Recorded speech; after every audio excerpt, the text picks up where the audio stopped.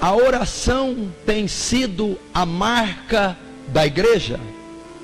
A oração tem sido a marca do cristão. A igreja tem sido conhecida por uma igreja que ora, que fala com Deus, que tem comunhão com Deus. O cristão hoje, a marca dele, ele é conhecido por um cristão que tem vida profunda de oração. A grande verdade é que a igreja moderna é uma igreja que não ora. Se você nota nas reuniões, cultos da igreja, as reuniões e os cultos que menos vêm pessoas são as reuniões de oração. Não seria isso o caso de tanto escândalo dentro da igreja?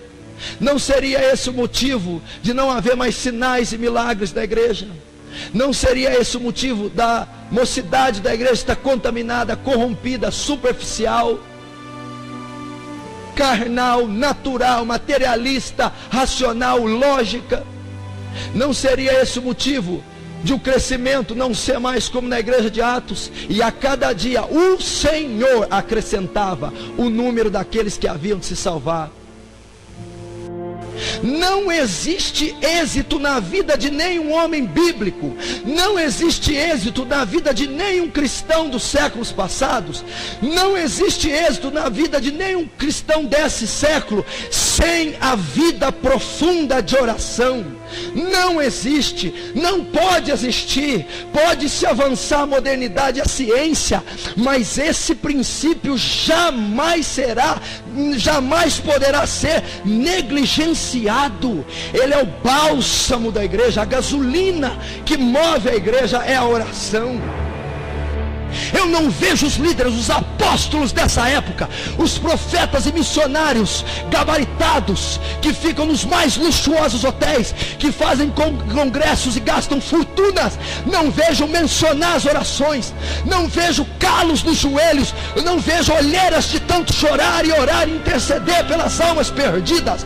Mas os apóstolos, nós não vamos negligenciar o ministério da oração. Não há registro de nada, e nada que é feito hoje comparado ao desses homens. A igreja de hoje dorme, a igreja de hoje é humana, avarenta, materialista. Os líderes são carnais, naturais, lógicos, não têm essa unção, porque não pregam, não vivem o poder da oração. A biografia fala de Susana Wesley, a mãe de João e Carlos Wesley. Uma mulher que tinha 19 filhos.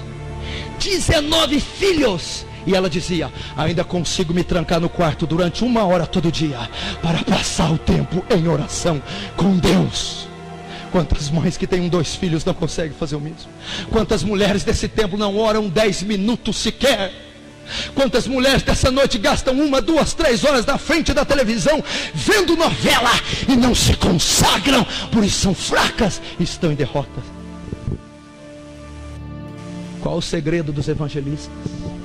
Porque muitos hoje não ganham almas, porque não conseguimos ganhar almas, ganhar cidade, pregar para colega de trabalho, colega do time, colega de escola, vizinho, por causa da intercessão. A profunda oração é que atrai o pecador para a igreja. O seu patrão só se vai converter mediante muita oração e gemido. A sua família só virá para Cristo quando você decidir orar dias e dias por ela. Pecadores só serão arrebatados do inferno através de dias e noites gemendo e chorando por elas. É a oração.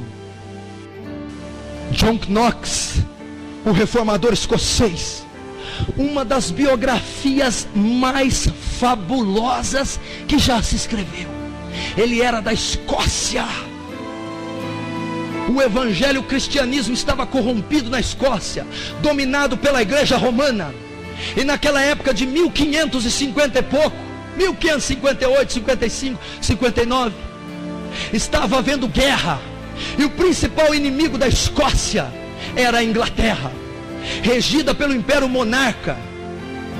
A biografia diz que a rainha da Escócia declarou e disse: eu não temo os exércitos ingleses, eu temo como as orações de John Knox. Tamanha intensidade daquele homem. A biografia diz que ele parte da Escócia, e depois, quando ele volta em 1559, ele volta para a Escócia. Toda a Escócia havia sido dominada pelo catolicismo romano, pela igreja romana. A história mostra que um ano depois, em 1560, o parlamento declara a religião do país, o protestantismo, pelas orações e influência de John Knox. Olha o que a oração pode fazer, olha o que um homem pode fazer. A biografia diz que a mulher o chamava para comer, ele dizia: como eu posso comer com a minha nação perdida? Como eu posso ter fome? Eu tenho que orar. E ele dizia: Senhor, dá-me as almas da Escócia, senão eu morro. George Miller, o grande missionário dos orfanatos. Quem não conhece George Miller? A história diz que, sabe o comentário que faziam de George Miller? Quando esse homem ora, o céu fica em silêncio.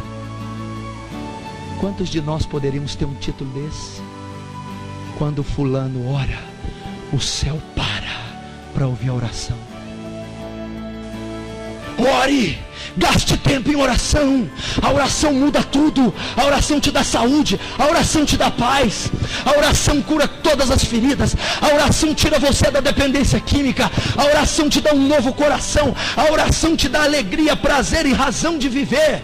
Por quê, pastor? Porque a oração não é simplesmente gritar, berrar, falar. A oração é contato com Deus. A oração não é monólogo, é diálogo. A oração é entrar na presença de alguém. Quando você ora, você entra na presença de Deus, e Deus cura, e Deus liberta, Deus transforma, Deus penetra no âmago do seu ser, Deus pega o seu coração e cura todo trauma, toda ferida. Deus tira a química do seu sangue, Deus dá vida a seus ossos, Deus te cura durante a oração. Se você acha que uma pílula é eficaz, se você acha que uma injeção é eficaz, se você acha que um tratamento terapêutico, psicológico é eficaz, você ainda não experimentou o poder da oração, a eficácia de se passar tempos e tempos na presença de Deus. A oração é ter contato com Deus. Quando você ora, Deus vem até você. E Ele se entrelaça, se unifica com você. Você é um ser humano com pecado, doença, ira, dor, trauma, cheio de problema. Deus é um ser perfeito, bom, justo, santo. Quando Ele se une a você, não é a sua maldade que é transferida para Ele. Os atributos morais dEle, a saúde, a justiça, o amor, a paz dele, são transferidos a você. Todo o mal que está em você é tirado, toda agonia cessa, toda dependência química tem que sair, toda depressão é tirada, porque você está tendo contato com a natureza divina de Deus.